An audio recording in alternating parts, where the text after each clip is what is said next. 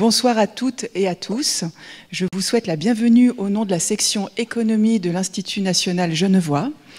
Nous avons le plaisir d'accueillir aujourd'hui Monsieur Jean-Marc Ricli, directeur des risques globaux et de la résilience du GCSP, qui est le Centre de politique de sécurité de Genève. Nous avons souhaité consacrer cette première conférence de la section économie à la thématique du Moyen-Orient, qui est une région qui cristallise de nombreux enjeux politiques et économiques. Et nous sommes très heureux d'écouter ce soir un des meilleurs experts internationaux sur ces questions. Donc, le docteur Jean-Marc Ricli est directeur des risques globaux de la résilience du Centre de politique de sécurité de Genève. Il est également chercheur invité au Centre de recherche sur la sécurité et la stratégie du Moyen-Orient du King's College de Londres et également du Gulf State Analytics de Washington. Il est coprésident du groupe de travail sur les défis sécuritaires émergents au sein du partenariat pour la paix de l'OTAN et conseiller principal auprès de l'initiative sur l'intelligence artificielle de la Société sur le futur de la Harvard Kennedy School.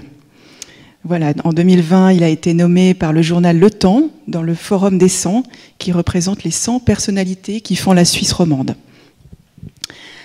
Avant sa position actuelle, le Dr Ricli était professeur assistant au département d'études de la défense du King's College de Londres et enseignait au Collège de défense du Qatar à Doha, ainsi qu'à l'université Khalifa à Abu Dhabi.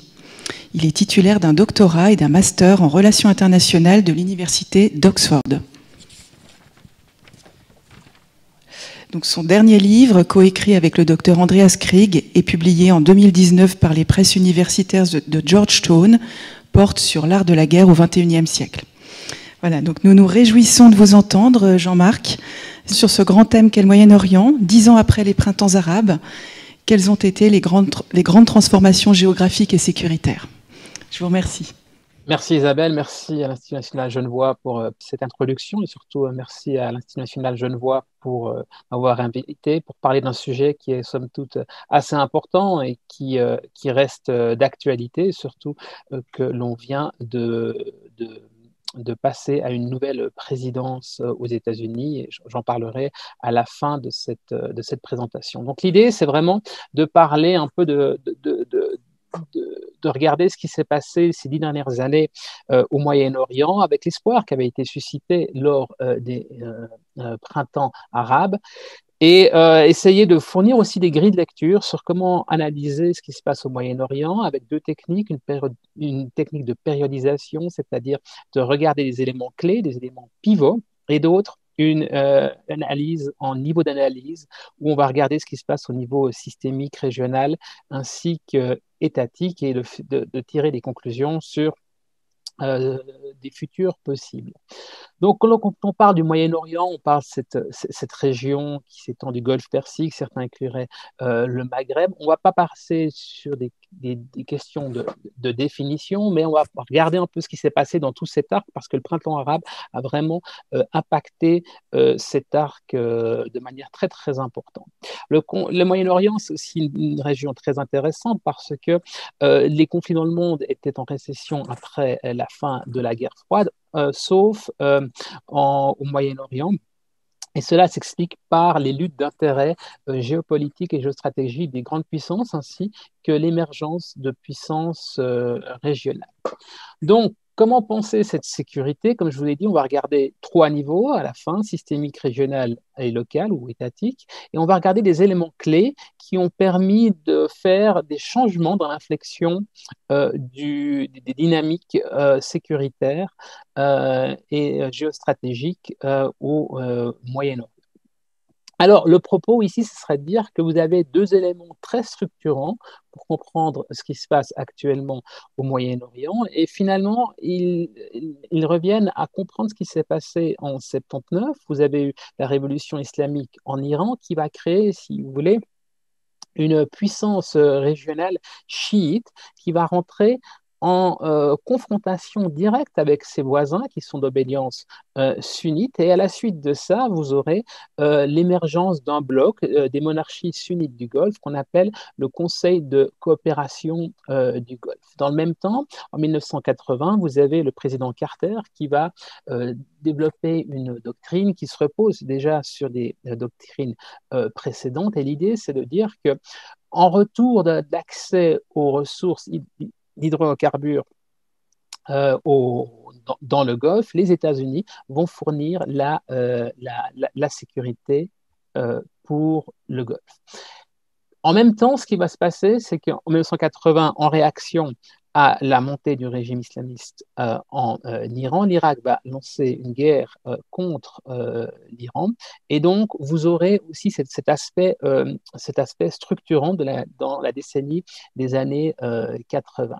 Avec l'invasion de l'Irak, du Koweït par l'Irak en 1990 et l'interposition par une force qui a été mandatée par l'ONU, mais qui est menée par les États-Unis, qu'est-ce qui va se passer? Les États-Unis vont avoir un pied dans la région, puisqu'ils vont être basés à partir de ce moment-là dans la région, et ils vont mener une politique de double endiguement, ce qu'on appelle endiguer l'Irak et endiguer l'Iran. Et ça, cette politique aura lieu durant toutes les années 1990, et à la suite du 11 septembre, les États-Unis vont décider d'envahir l'Irak, et ça aura un impact profond sur la dynamique régionale. Pourquoi? Parce que jusqu'en 2003, nous avons, si vous voulez, au niveau régional, trois puissances. On a l'Iran, l'Irak, ainsi que l'Arabie saoudite. Avec l'invasion américaine de l'Irak, ce qui va se passer, c'est que l'Irak va être quasiment éliminé. Et donc, on va se retrouver dans une configuration géopolitique qu'on appelle bipolaire, c'est-à-dire qu'on aura un camp qui sera mené par l'Arabie saoudite et l'autre par l'Iran. Finalement, ces deux camps vont passer, si vous voulez, entre une opposition entre sunnites et chiites. Et là, on voit très très bien l'impact que l'invasion américaine de l'Irak aura sur les forces militaires irakiennes. Et donc, il y a, si vous voulez, un changement profond au niveau système. En 2010, vous avez l'immolation d'un vendeur de rue, Mohamed Bouazizi, à Sidi Bouzid, en Tunisie. Et son acte va être filmé, va être transféré, diffusé sur les réseaux sociaux. Et cet acte de désespoir va jouer comme une étincelle dans tout le Moyen-Orient. Et en l'espace de 3 mois, vous aurez la plupart des pays arabes qui vont être affaiblis, et vous aurez même 4 gouvernements qui vont tomber. Alors les causes sont très profondes, elles ont trait à la démographie qui était galopante, le chômage endémique, surtout dans les populations très jeunes, et pour certains pays arabes, vous avez plus de 50% de la population qui a moins de 25 ans, la corruption et les médias sociaux qui, au début des années 2010, jouent comme un agrégateur, si vous voulez, d'intérêt. Et donc, ce printemps arabe va avoir un effet de diffusion dans toute la région sur cet arc complet, et vous aurez 4 régimes qui vont tomber en Tunisie, en Libye, en Égypte et au Yémen, d'autres des gouvernements qui vont être changés, et donc c'est un impact très très profond sur la stabilité de la région. Alors, les premiers qui vont être affectés par ça, finalement, ce sont les États du Golfe. Pourquoi? Parce que jusqu'en 2011, ils partaient du principe que les États-Unis leur fournissaient leur garantie de sécurité. Or, il s'avère que les États-Unis, en 2011, et les Occidentaux vont lâcher Moubarak, et ça aura un impact très très important sur la psychologie des leaders des monarchies sunnites. D'autre part, ce qui va se passer, c'est que les mouvements issus du printemps arabe sont des mouvements populaires qui demandent plus de légitimité, et donc ça rentre directement en contradiction avec le type de gouvernance de ces monarchies, qui est bien sûr autoritaire. Et donc ces États vont intervenir à la demande de Bahreïn à Bahreïn en 2011, l'intervention de l'Arabie saoudite et des Émirats arabes unis. Et puis, cette crise des printemps arabes va aussi faire émerger une crise au sein de ce Conseil de coopération du Golfe, une crise diplomatique, car le Qatar a adopté une approche différente par rapport au printemps arabe, en soutenant les frères musulmans qui sont un mouvement islamiste politique qui a été banni, qui est né en Égypte, mais qui a été après, par la suite banni, qui a fomenté quelques attentats. Et ce mouvement islamiste politique voudrait, si vous voulez, imposer un État islamiste par les moyens démocratiques. Et ce qu'on va voir, on va voir qu'après 2011, lorsque Moubarak va tomber, vous aurez la prise de pouvoir des frères musulmans, mais il y aura un contre-coup d'État fomenté notamment, soutenu par l'Arabie saoudite et les Émirats arabes unis, afin de rétablir, si vous voulez, un régime qui ne soit pas, appartienne pas aux frères. Mais donc, le Qatar est perçu comme soutenant ce mouvement, et donc, de la vision de Riyad ainsi que d'Abu Dhabi, c'est vu comme une menace très importante à leur stabilité domestique. Et en 2014, vous aurez une première crise entre le Qatar et ses voisins, une crise diplomatique où les diplomates de ces différents États vont être retirés. Et ce qui est important aussi sur les printemps arabes, c'est que tout à coup naît au sein des monarchies du Golfe un sentiment de sécurité, d'insécurité domestique, et ça aura un impact important.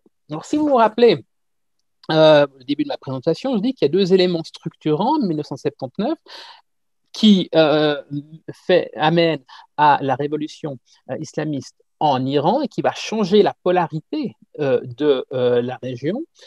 Et le deuxième événement important en 79, c'est l'invasion soviétique de l'Afghanistan, qui va donner naissance, in fine, si vous voulez, à la naissance des mouvements djihadistes globaux, notamment avec la naissance d'Al-Qaïda. Et ce qui va se passer lorsque la guerre en Afghanistan va être terminée, eh bien, certains de ces djihadistes vont essaimer, certains vont aller en Europe pour se battre notamment en Bosnie, d'autres vont aller dans le Maghreb, et puis ce qui va se passer, c'est que le mouvement d'Al-Qaïda va commencer à faire des franchises, va changer de structure qui était très très pyramidale en créant des franchises régionales, séparant par exemple le cas au Maghreb où vous avez un groupe islamiste qui provient de la guerre civile en Algérie au début des années 90, le groupe islamiste armé, qui va devenir le groupe salafiste pour la prédication et le combat, et puis plus tard va porter allégeance à Al-Qaïda et va être connu sous le nom actuel qu'on appelle Al-Qaïda au Maghreb islamiste. La même chose, on peut le voir sur la péninsule arabique avec la franchise basée au Yémen d'Al-Qaïda dans la péninsule arabique. Avec l'attaque du 11 septembre, bien sûr, Al-Qaïda va focaliser toute l'attention des Occidentaux, et pour survivre, Al-Qaïda va développer une structure bien moins pyramidale, et surtout, il y aura des commencements de dissension au sein d'Al-Qaïda par une troisième génération de leaders qui sont encore plus extrémistes.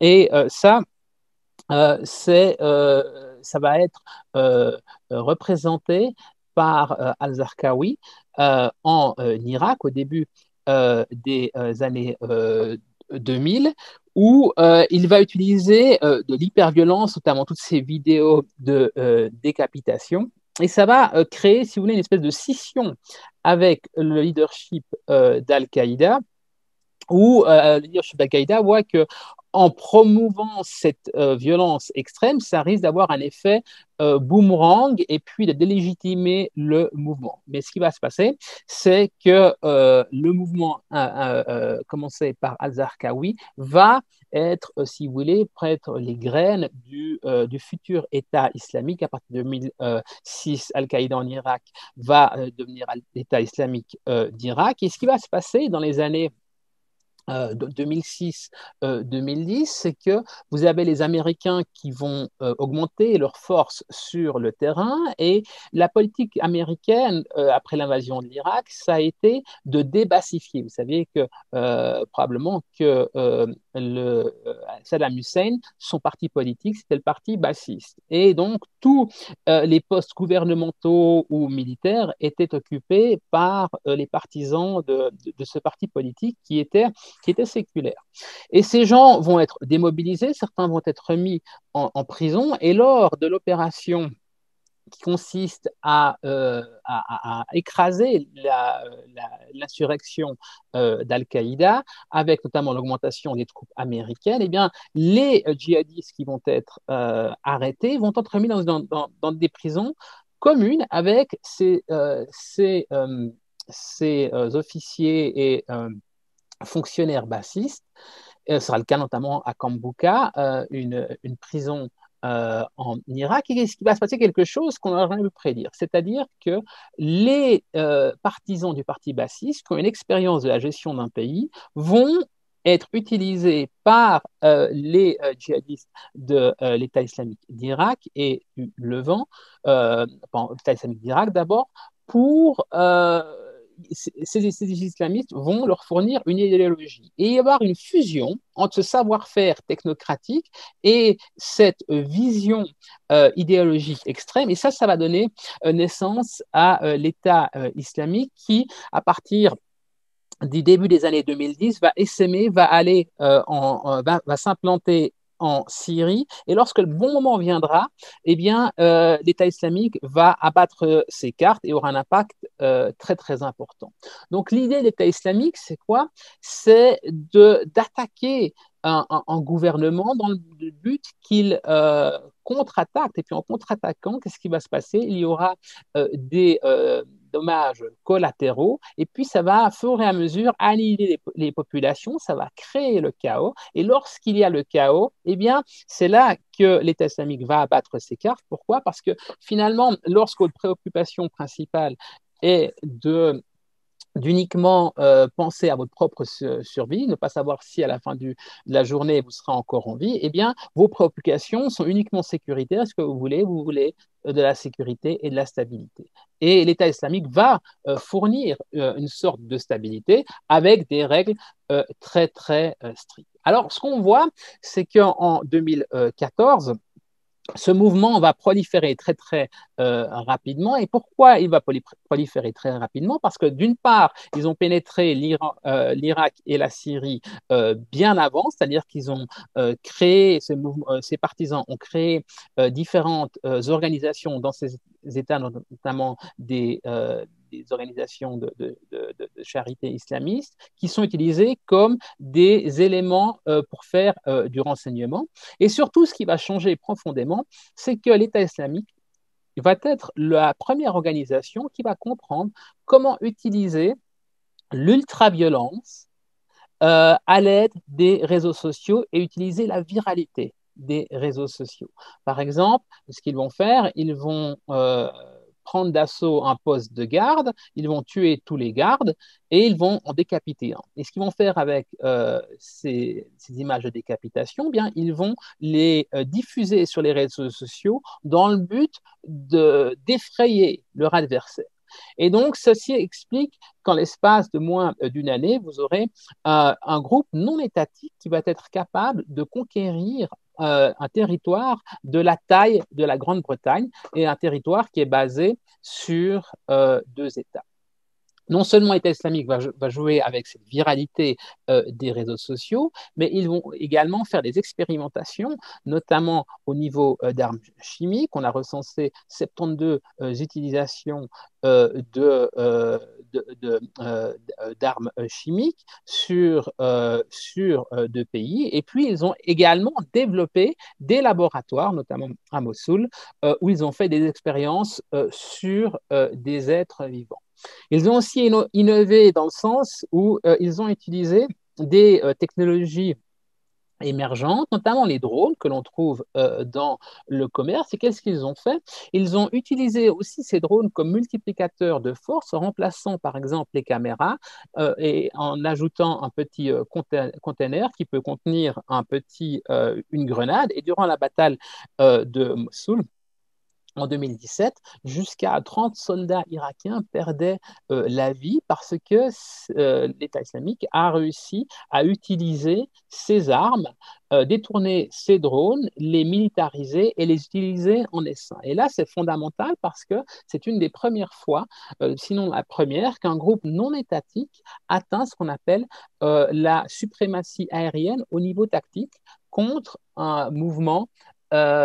Contre un gouvernement. Et donc ça, c'est un impact profond dans la transformation de la guerre. Pourquoi? Parce que la vision traditionnelle de la guerre, c'est un gouvernement qui est composé, qui est élu par des citoyens, et ce gouvernement va puiser dans ces citoyens pour monter des forces armées. Et ça, c'est ce qu'on appelle la vision clausewitzienne de la guerre. Et vous avez ce ça s'appelle la Trinité. Vous avez une Trinité qui va se combattre une autre. Or, ce qu'on commence à voir avec l'utilisation par les acteurs non étatiques, notamment l'État islamique, de la technologie, c'est que la technologie commence à devenir un supplétif en tant que tel. C'est-à-dire que c'est une aide pour pouvoir mener la guerre, mais de plus en plus, cette aide technologique devient autonome. Et ça, c'est l'argument qui est développé dans le dernier livre que j'ai coécrit avec mon ancien collègue de King's College, Andreas Krieg, où nous arguons du fait que la guerre au XXIe siècle est de plus en plus utilisée par les États et les acteurs non étatiques, l'utilisation de supplétifs humains et technologiques. Et donc, si vous voulez, l'État islamique en 2014, c'est un exemple de cette utilisation de la technologie. Donc, entre 2014 et 2019, vous avez 2014-2015, si vous voulez, le pic au niveau du territoire de l'État islamique. Et ce qui va se passer à partir de 2015, c'est que en septembre 2015, vous avez la Russie qui va intervenir sur le terrain pour soutenir le régime d'Assad. Et en novembre 2015, vous aurez les attentats de Paris, du Bataclan, normalement, et ça aura un impact très important. Parce que jusqu'aux attentats de Paris, les Occidentaux étaient dans une logique de, eh bien, on n'intervient pas trop, on aide des supplétifs sur le terrain, mais finalement, on a un groupe djihadiste qui va combattre un régime autoritaire qu'on voudrait renverser, et donc il n'y a pas de priorité sur qui combattre. À partir des attentats de Paris, ça va changer parce que là, vraiment, les Occidentaux vont mettre la priorité sur la défaite de l'État islamique, et ça va profiter au régime d'Assad. Et ce qui va se passer, c'est que à travers les opérations militaires des Occidentaux, mais aussi à travers des partenariats sur le terrain, notamment en renforçant et en soutenant les forces kurdes, les forces de sécurité démocratique kurdes au nord de la Syrie, eh bien, ça va permettre de créer un tampon, et ces troupes vont avoir un rôle très très important dans le combat contre l'État islamique, et actuellement c'est encore ces forces kurdes qui sont responsables de certains camps de prisonniers de l'État islamique. Donc en l'espace de 4 ans, avec l'intervention de la coalition anti-État islamique ainsi que des supplétifs sur le terrain, l'État islamique va être détruit. Et en 2019, vous aurez aussi l'exécution d'al-Baghdadi, qui s'était auto-proclamé calife sur cette région. Et certains pourraient dire, eh bien, on a réglé le problème. Alors, on a réglé le problème au niveau territorial, mais ce qu'on n'a pas réglé, c'est tout le problème de l'idéologie, c'est tout le problème des compétences qui ont été acquises, c'est tout le problème des djihadistes qui sont partis, qui sont partis dans la nature, et c'est tout le problème du fait qu'il y a une diffusion, comme je vous montrerai un peu plus tard. Alors, la conséquence de l'émergence de l'État islamique sur la région, eh bien, c'est que ça va mettre une pression sur ces États parce que certains, comme l'Arabie saoudite, vont être visés dans leur cœur au niveau domestique. Et donc, tout à coup, vous retrouvez l'Arabie saoudite et les autres monarchies du Golfe vont se retrouver avec une équation où vous n'avez plus seulement un ennemi qui était le traditionnel, l'Iran, mais tout à coup, vous avez possiblement une menace intérieure. Une autre conséquence également, c'est l'intervention russe en Syrie qui va démontrer le fait que la Russie va jouer un rôle de plus en plus important dans cette partie du monde.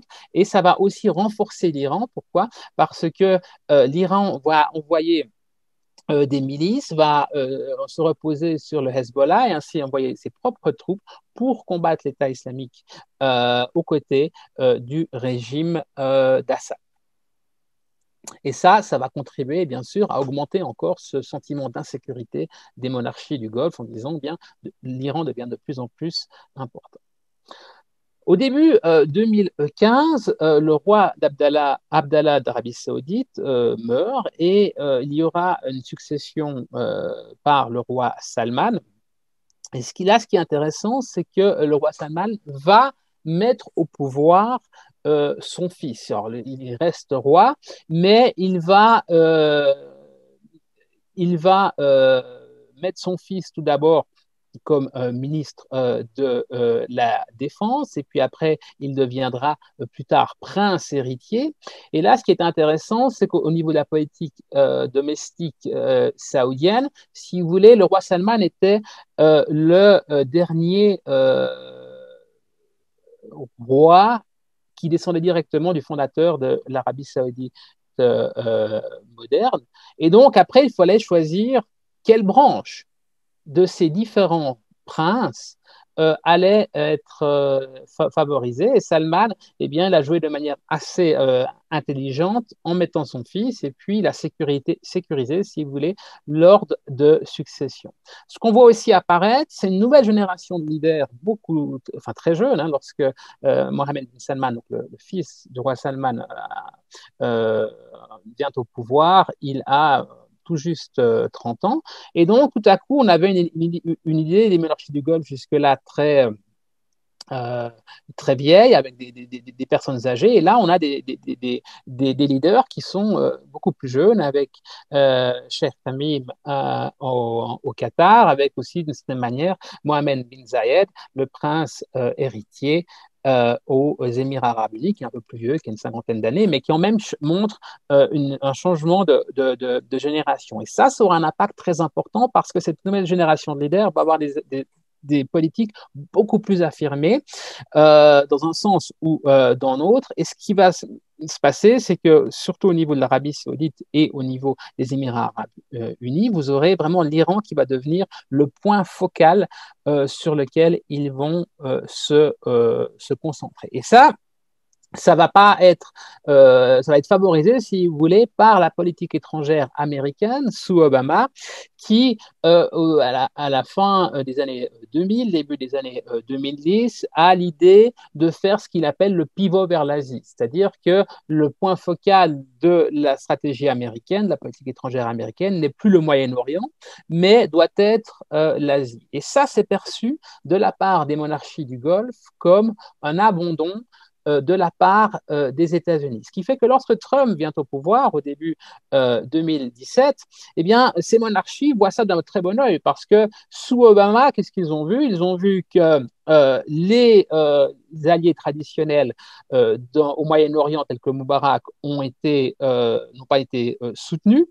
Pire que ça, en 2015, vous avez l'administration d'Obama, la présidence Obama, qui va pousser pour signer l'accord sur le nucléaire iranien, donc normaliser les relations entre l'Iran et les États-Unis sur la base d'un accord où l'Iran accepte de ne pas poursuivre son programme de développement de nucléaire militaire, mais là, et en contrepartie, bien sûr, une levée des sanctions. Et ça, c'est perçu comme, par les monarchies du Golfe comme étant une hérésie, parce qu'ils voient ça comme étant un renforcement de la puissance iranienne. Et donc, ça va mener à un profond sentiment de perte de confiance envers les États-Unis. Et lorsque Trump arrive au pouvoir, eh bien, ceci changera.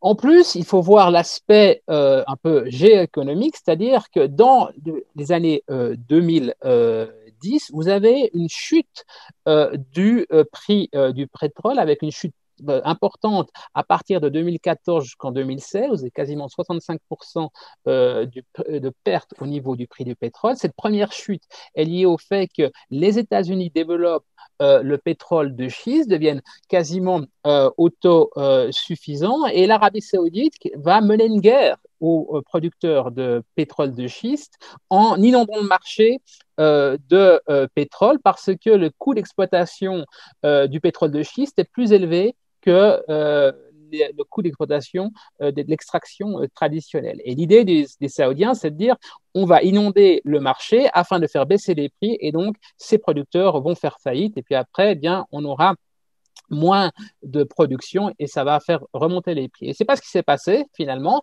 parce que ces producteurs de pétrole de schiste ont pu s'adapter, ce qui fait que vous avez une baisse très très importante des revenus et puis après vous avez la seconde crise avec la crise du coronavirus qui va mettre à genoux le transport international, ce qui fait que ces États qui sont des États qui, les marchés du Golfe notamment, qui reposent sur la rente pétrolière, ont besoin d'un certain niveau de prix du pétrole pour, si vous voulez, équilibrer leur budget. C'est ce qu'on appelle break-even price. Et vous voyez, le Qatar, il a un prix plutôt bas, c'est-à-dire qu'il faut que le baril soit 45,7 $, mais après, si vous montez à Bahreïn, c'est 91,8, et puis si vous prenez l'Iran, c'est même 195 $. Ce qui veut dire que si le prix est inférieur, eh bien, ces États sont en déficit et c'est ce qui va se passer de manière chronique durant les années 2010. Et donc ça, c'est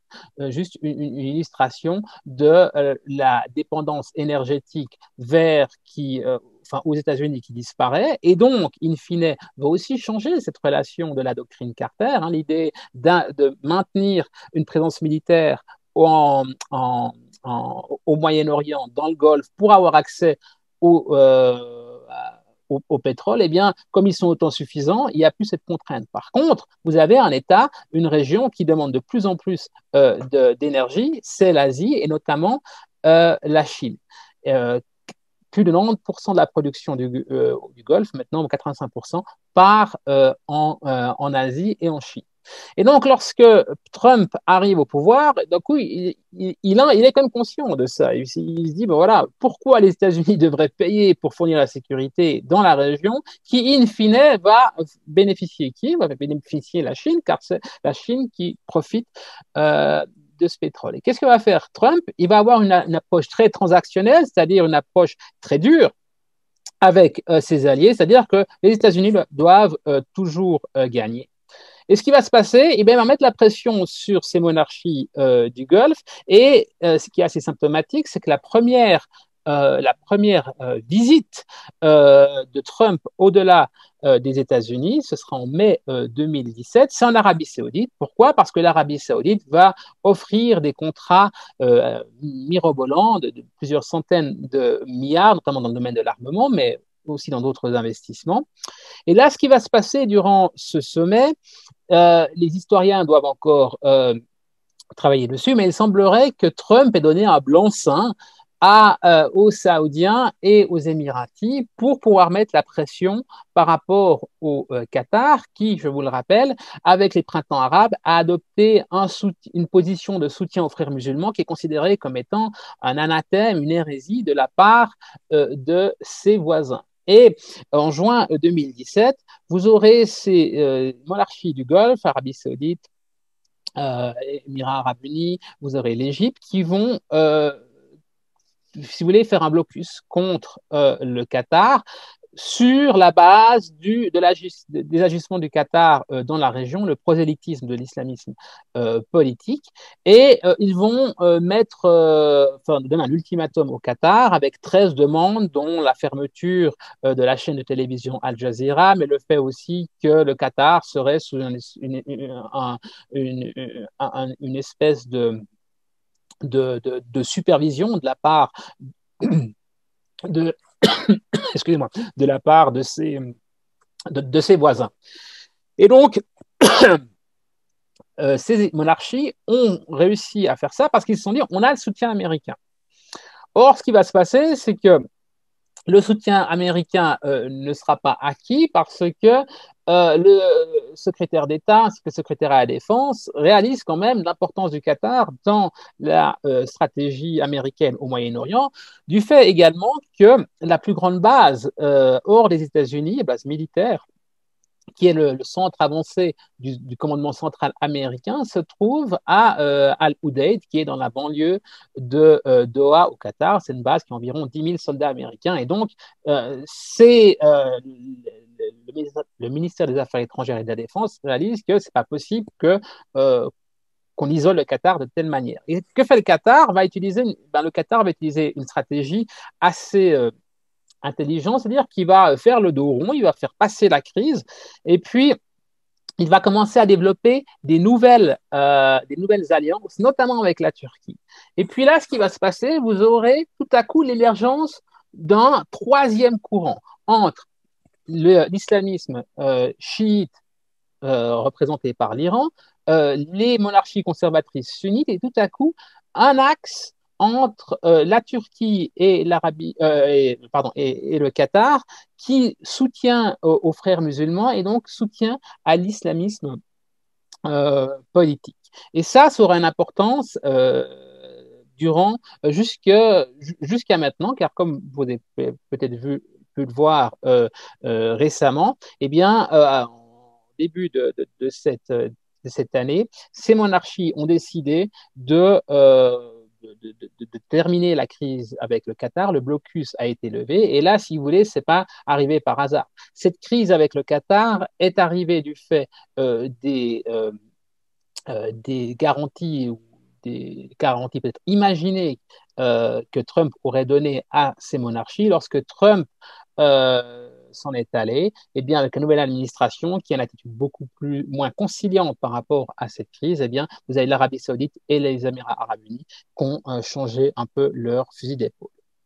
Donc ça, c'est un peu le déroulé. Maintenant, si on regarde ces trois niveaux d'analyse, qu'est-ce qu'on voit? On voit tout d'abord l'impact très, très important de la superpuissance qui émerge après la fin de la guerre froide, et ce sont donc les États-Unis, qui ont une présence très importante au Moyen-Orient, mais qui vont changer, si vous voulez, la structure de la polarité dans la région, notamment avec l'invasion de l'Irak, mais aussi sur leur comportement. Le pivot vers l'Asie va faire que les monarchies du Golfe vont avoir moins confiance dans le soutien des États-Unis, et ça va les pousser aussi à devenir beaucoup plus entreprenantes et aussi beaucoup plus téméraires.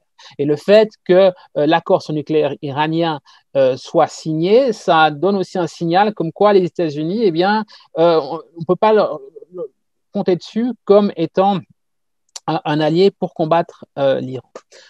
Bien sûr, avec Trump, ceci va changer parce que vous avez un changement fondamental de la politique américaine. Avant, l'idée, c'était quand même de maintenir, de jouer le gendarme du monde dans la région dans le but de promouvoir la démocratie qui, in fine, devrait bénéficier de l'intérêt national américain. Car si vous avez des démocraties au Moyen-Orient, la théorie de la paix démocratique dit que, voilà, si on a des démocraties, les démocraties entre elles ne se font pas la guerre. Et c'est un peu l'idée derrière la politique américaine jusqu'à Obama. Avec Trump, ça change. Pourquoi? Parce qu'on a une politique qui est basée beaucoup plus sur l'intérêt national américain, America First. Et donc là, Trump va choisir clairement une ligne, et cette ligne, ce sont les monarchies du Golfe, et il va utiliser des tactiques qui sont souvent difficiles à suivre, notamment comme on en parlait avant la crise du Qatar, où vous avez quelques tweets ici où il dit, mais voilà, il faut mettre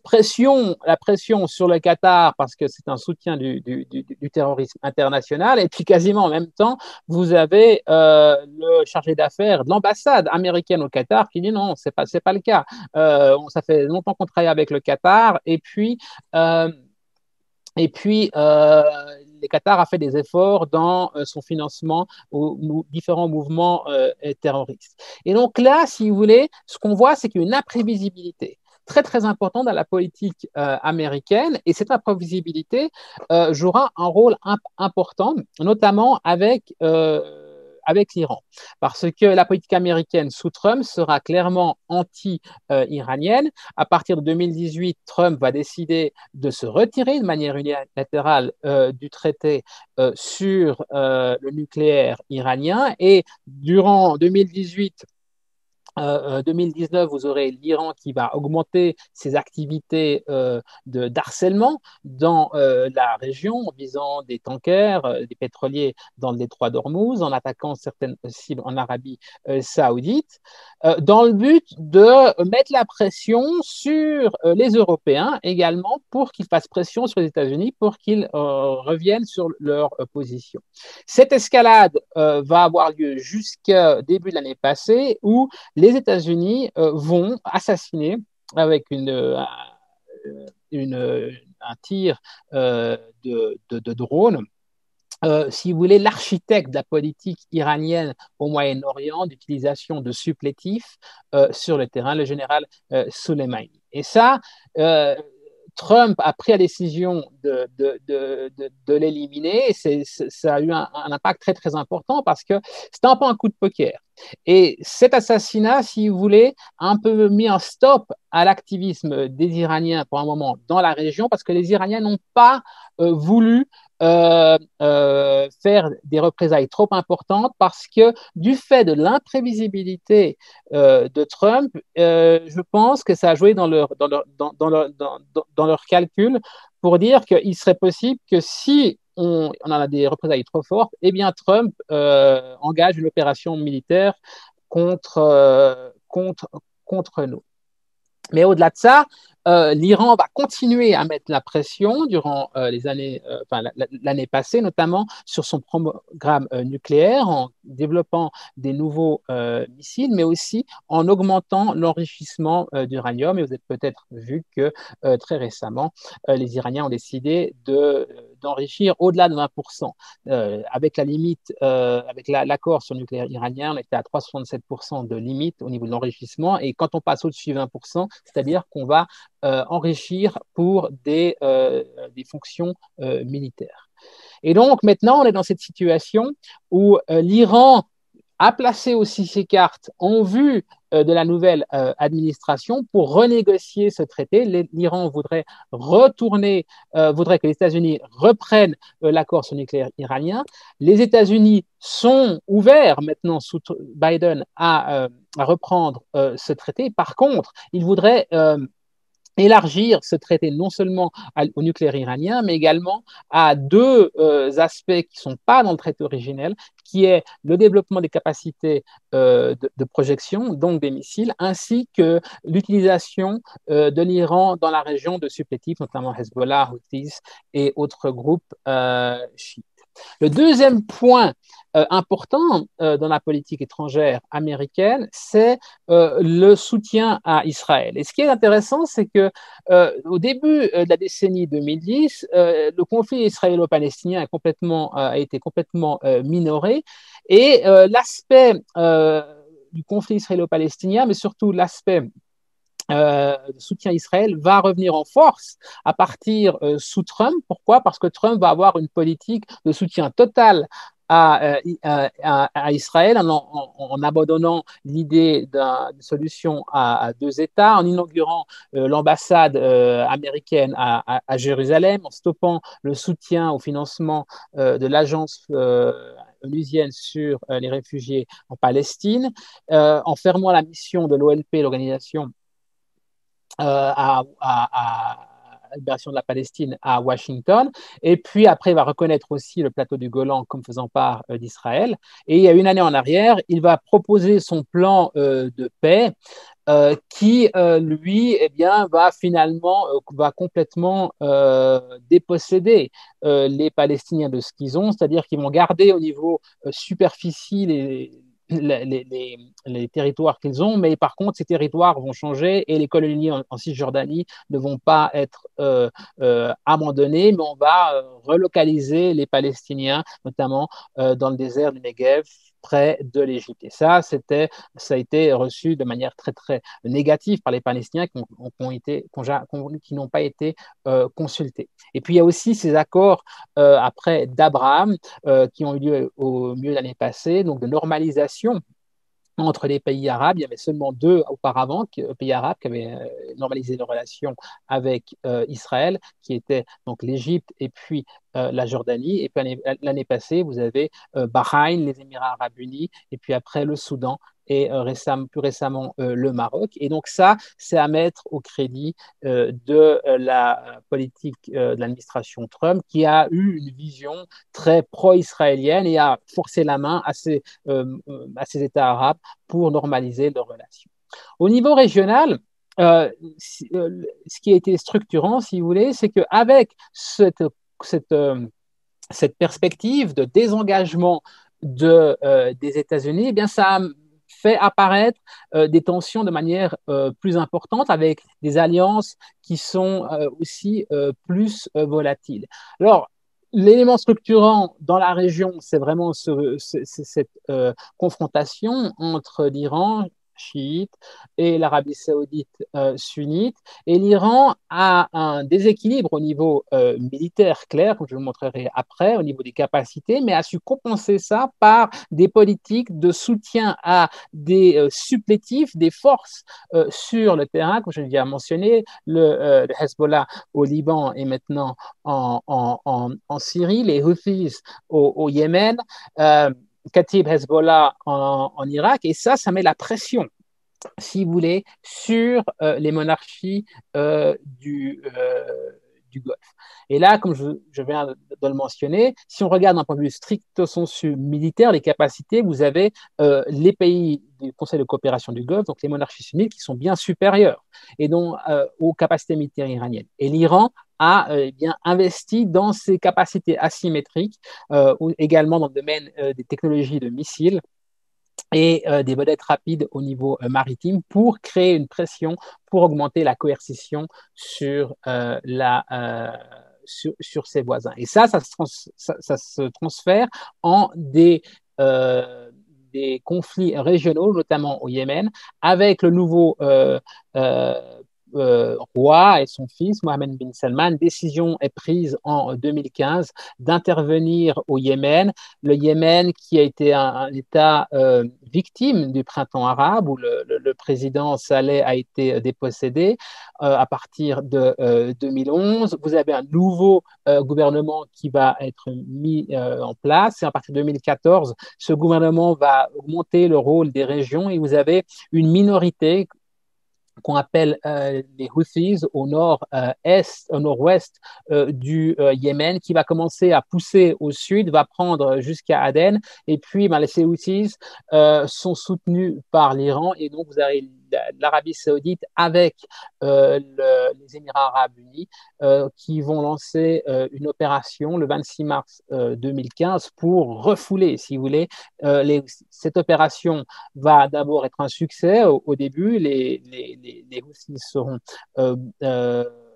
seront évacués d'Aden. Notamment, ce sont les Émiratis qui vont faire une opération militaire depuis la mer pour reconquérir le territoire. Mais après, ce conflit va entrer dans un conflit de position et actuellement, c'est une des pires crises humanitaires qui existent. Tout ça, vous avez plus ou moins les fronts qui sont actuels et les Houthis, de manière constante, harcèlent les Saoudiens non seulement sur leurs opérations au Yémen, mais également sur leur territoire en bombardant différentes villes au sud de l'Arabie saoudite, mais également en visant des tankers dans le détroit de Bab el-Mandeb.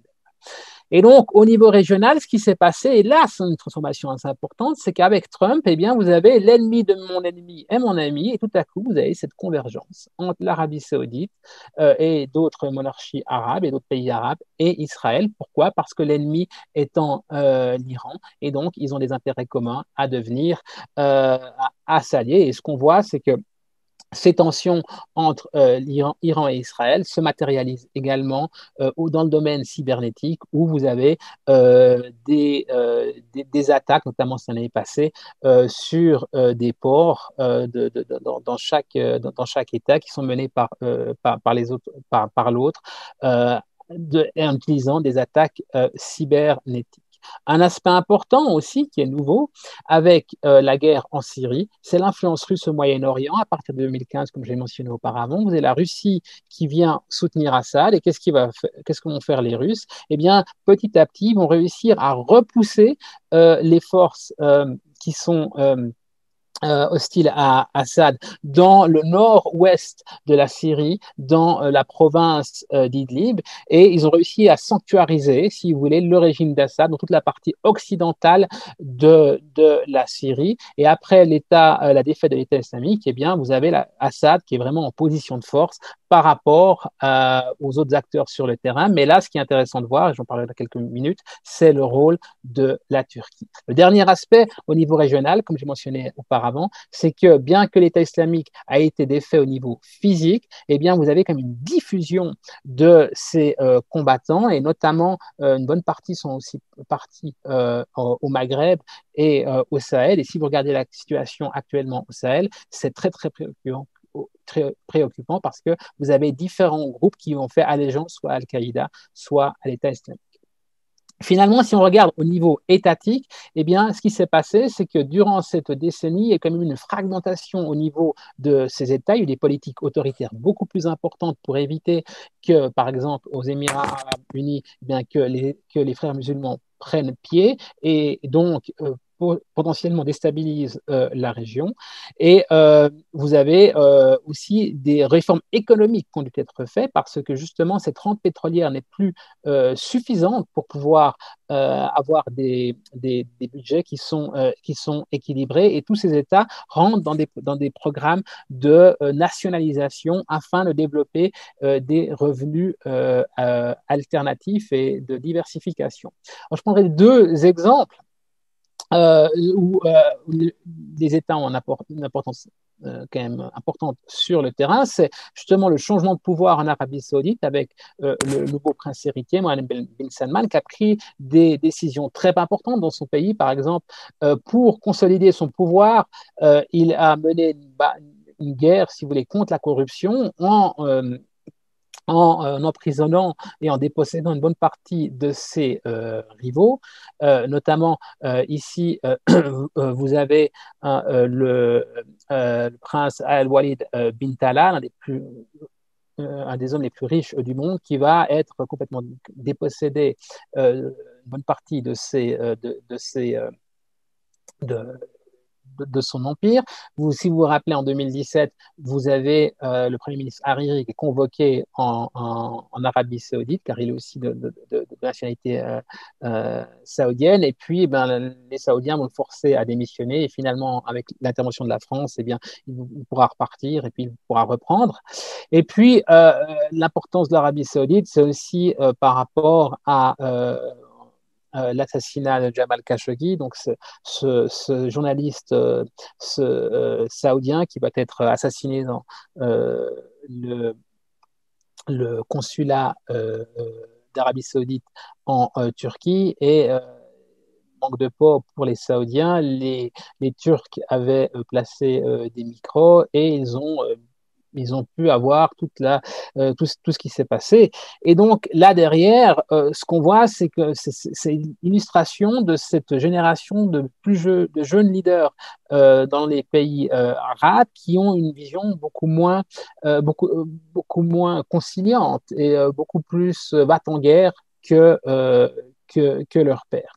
Un deuxième État qui a tiré un peu ça, enfin, qui a eu un rôle très important dans le cadre de la deuxième partie de la décennie, c'est la Turquie, notamment après le coup d'État, enfin, le coup d'État raté en 2016, où Erdogan va prendre le pouvoir de manière encore plus importante. Les Turcs vont intervenir en Syrie. Pourquoi? Parce qu'ils veulent éviter que les Kurdes, notamment avec les forces démocratiques syriennes, eh bien, soit à leur frontière sud, et ils vont intervenir notamment dans la région d'Idlib, ils vont se mettre en porte-à-faux avec le régime d'Assad, bien sûr, et aussi avec les Russes. Et ce qui se passe, c'est qu'actuellement, vous êtes dans une situation sur le terrain où les Turcs, avec les Russes, coopèrent et des fois sont également se battent sur la gestion de cette poche d'Idlib. Mais là, vous avez donc la Russie qui joue un rôle important, pardon, la Turquie qui joue un rôle important au niveau régional, et la Turquie qui a aussi une approche beaucoup plus bat-en-guerre. En 2019, ils vont intervenir en Libye pour soutenir les troupes de Tripoli contre les troupes du général Haftar à Benghazi vont pouvoir repousser ces troupes, et un des moyens que les Turcs ont utilisé, c'est notamment d'utiliser des combattants qui étaient en Syrie et les envoyer en Libye. Et ils font la même chose en l'automne précédent, c'est-à-dire dans le cas du conflit au Haut-Karabakh, où ils vont utiliser des supplétifs qu'ils utilisaient en Syrie pour se battre contre l'Arménie et soutenir l'Azerbaïdjan, vont fournir aussi des armes. Et le dernier fait d'armes également, c'est l'émergence et la revendication croissante des Turcs sur les zones économiques exclusives dans la Méditerranée. Et si vous avez suivi, l'année passée, vous avez eu des tensions très importantes entre la Grèce et la Turquie qui ont aussi compris la France et les Émirats arabes unis. Et là, derrière, c'est l'idée d'Erdogan de pousser ses pions dans la région parce que, si vous voulez, la politique américaine a fait que il y a eu une fenêtre d'opportunité pour que les Turcs prennent, d'une certaine manière, une espèce de leadership au sein du monde islamique.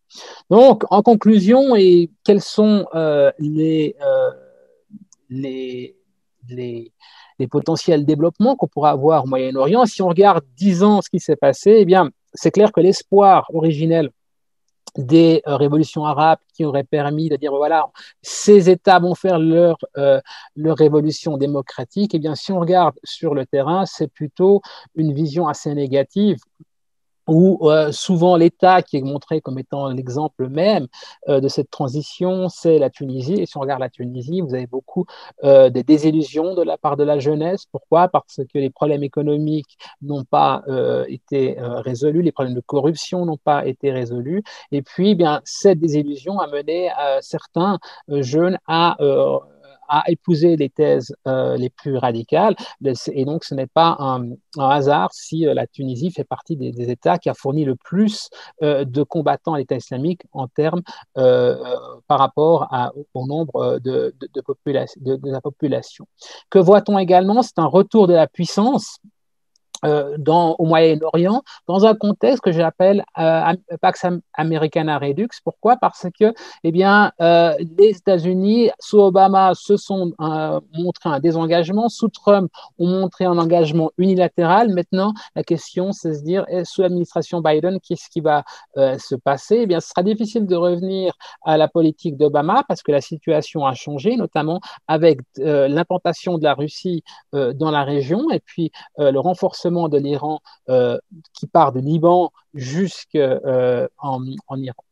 D'autre part, il y a ces conflits sans fin en Syrie, en Yémen, au Libye. En Syrie, c'est clair qu'Assad est dans une position de force. Au Yémen, probablement, l'Arabie saoudite va devoir se désengager parce que ça devient beaucoup trop coûteux. Et la Libye reste vraiment un État qui est finalement représentatif de ce qu'on a mentionné dans notre livre, c'est-à-dire guerre de supplétifs. Ces guerres de supplétifs sont très très bonnes très efficaces pour contrecarrer les visées des objectifs stratégiques de votre adversaire, mais elles sont quasiment inutiles pour pouvoir reconstruire, si vous voulez. Et ce qu'on voit, c'est qu'aussi bien la Syrie, le Yémen et la Libye sont caractérisés par cet élément de guerre, d'utilisation de supplétifs, et donc l'avenir est quand même très très précaire pour pouvoir régler, à moins qu'on ait une décision forte d'une superpuissance qui serait les États-Unis, devrait imposer sur ses alliés de résoudre ces crises.